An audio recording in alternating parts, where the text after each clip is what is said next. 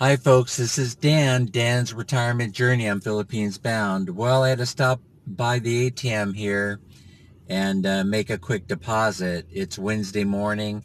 Some of you may have noticed that I uploaded a video that shows that they're doing the preparation on the house in Baybay, Leyte, Philippines by putting in and tying in the rebar. I'm still pretty amazed at how they construct a house in the Philippines. As a matter of fact, not only am I amazed, but I just love the way they build. And that's because that they tend to build the concrete pad within the four corners of the structure of the home, which can save you a lot of time and money should you have problems with the pad deteriorating over the life of the house. But the foreman on this project has reassured me that I'm going to get at least a generation of living, hassle-free living in this home that he's constructing. He says he has experience, tons of experience building a sturdy home for foreigners. And so he's a very pleasant guy to work with, but he's telling me we're going to get a generation out of this house, and quite frankly, that's all we need. And so anyway, I'm very, very impressed at the progress. Some of you have watched the septic tank videos and equally amazed at how they construct the septic tank videos. Basically because it costs so much money to build a septic system here in the United States. But in the Philippines, they have a very, very simple and effective approach to taking care of your waste problems. You know, you saw compartment number 1 and number 2. Number 1 there is for the gray water, which is gray water waste, water that's going to be coming out of the showers and the sinks and such.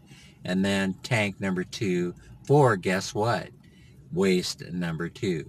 And so the main thing there is to make sure that it's well maintained and that it's cared for and cleaned out when necessary, so things don't get a little bit out of control in that situation, if you know what I mean. Anyway, this is a 2-bathroom, or what they refer to it as CR. CR stands for Comfort Room House.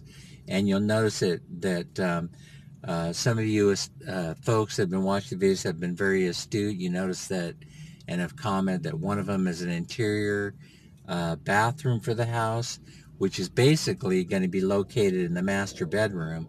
But that's going to be our room, of course. I like living Western style, even when living in the Philippines. And then the second one is going to be easily accessible on the outside perimeter of the house.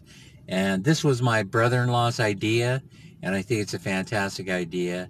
And next to it, we're going to have a storage, and we're also going to have what's called a dirty kitchen, or an outdoor kitchen. Why is it necessary in the Philippines to have an outdoor kitchen? Basically, it's because some of the food is stinky, and so you don't want that stinky food smell. The food's delicious, by the way, but some of it hella stinks when you're cooking it. And so you want to make sure that none of that stink permeates the interior of the house, because it can get in the furniture and things like that, and they could end up smelling like dried fish, quite frankly. I'm a pretty adventurous guy, and so I'll try just about anything, you know, any kind of food, whether it stinks or not. But I guess I'm going to have a video sometime in the future after I retire and move there.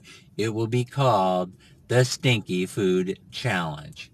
All right, anyway, let's talk about something else. Oh, I know.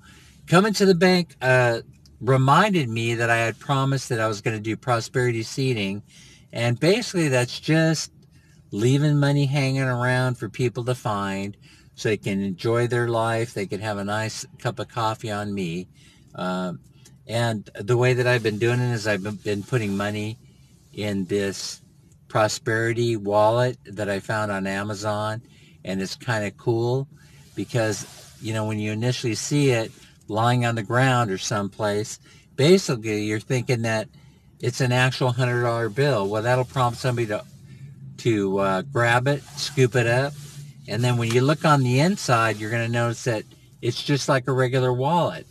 And so it's kind of like a minimalist wallet. And I want to show you, there's the back side, and there's the front side.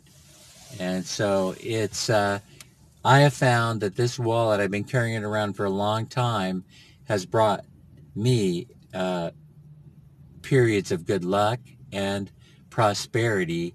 So I decided I wanted to use this as a prosperity wallet and see if we can, I don't know, spread the good luck or spread the cheer around town, especially during this Christmas season. Okay, so things are going very, very well with the build.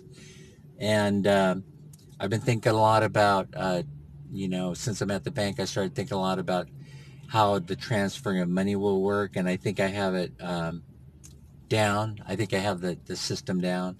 I will maintain my American bank account and have the pension check and Social Security check deposited there, direct deposited. And then I will transfer it from bank to bank to the Philippines. Now, the bank that I chose to use is going to be Citibank. I've been banking with them for, I don't know, 20 years. It'll be fairly easy to electronically transfer money from one account to the other once I establish a transfer account. And the fees will be reasonable, and they won't ding me as hard on the exchange rate as other services. So I want to talk about that process. When you use some of the services, you got to be aware that there are two ways that you can get hammered on fees. One of them is by the initial fee for transferring it. Depending on what kind of money, depending on the amount of money you're sending and which service you use, you're going to be dinged from somewhere between, I don't know, $5 and $10 to transfer the money. But then you have to deal with the hidden fees. The hidden fees work something like this. I'm only going to give you an example. And that is that, let's say that the exchange rate is 48 pesos, Philippine pesos to $1. That's right around where it's floating right now, about 48 to 1. But it's on the downside. It's heading south. And that does bother me a little bit, but I would say that if I experience a 20% drop in that exchange rate, that might impact my quality of life in the Philippines. But for right now, I'm okay at 48 to 1. So here's the thing. How they get you is, let's say that the peso is trading at 48 to 1, and you want to send, let's say $1,500 over to the Philippines. Well, once it arrives there, depending on the service you use, they may only give you like 46.5 to 1 on that exchange rate, which means you lost a peso and a half, which is quite a bit of money when you're going grocery shopping, no matter where you're located around the world. So you just have to, be made aware that the exchange rate is sort of like the hidden fee, because you might go to a service and they might charge you $4.99 to transfer $1,500, and then you're not paying too much attention to that exchange rate, but you're also going to be paying money there to send that money on two ends. It's called the hidden fee. So expatriates that are over there are very aware of those fees, and they try to come up with any type of way in order to make the transfer of money as inexpensive as possible. And so that's challenging, and I'm not saying that I have all the answers, I have it all figured out, but hey, you got Citibank all over the world, and the Citibank in Cebu is not that far from the province that I'm going to be living in. And so I had good luck using the ATM at the Citibank in Cebu the last time I was there, and I also have used the Citibank in Bangkok, Thailand, the last time I was there. And so I have a lot of confidence in Citibank, and so I think that's the way we're going to go. All right, so I'm going to be working on this, getting this loaded with money, and I'm going to try and figure out how we're going to spread prosperity. Last time I took the wallet, I set it down at the 16th Street Light Rail Station, And I'm telling you, when I went back the next day, it was gone. I looked around. I was trying to see if anybody was looking at me, and I didn't notice anybody. But you know, they have cameras all over the place. I was kind of hoping that a security officer or an employee picked up the money and headed over to Naked Coffee Shop in Sacramento or Starbucks or something. I hope that it put a smile on their face. You know, I handed one off to the drive-through lady at Starbucks, and she gave me the most perplexed, quizzical Dan look that you could ever imagine, which I thought was kind of fun. She probably just took that wallet and put it in the tip jar, and all the folks were probably going to share in the dividing up of the tips later. I'm not sure how Starbucks handles that.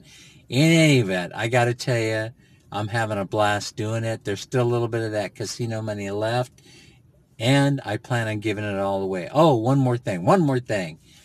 I don't know if sharing of money or prosperity is your thing, but I got to tell you something, right? I mentioned in a couple of videos back that I'm fascinated with the spinning of the casino slot machines, especially the sevens.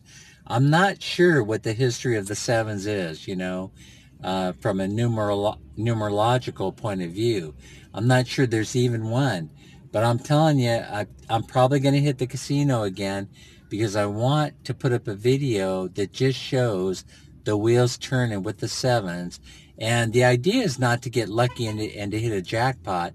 The idea, more or less, is just to put up a video to see if people are attracted to those sevens spinning around in the slot machine. You know, I am hooked on YouTube video where the guy just plays slot machines. It's called NGNG, and if you haven't checked it out on YouTube, you got to check it out. This guy has hella followers, and I'm just fixated at the machine while I'm sitting there, you know, home from work. I'm sitting in the easy chair. I turn the YouTube on, and the first thing I want to do is go to NG and watch him play the slot machines. It's amazing. It's hypnotic. It even has a calming effect. And the one thing I notice I do is I'm sitting there and I want him to win.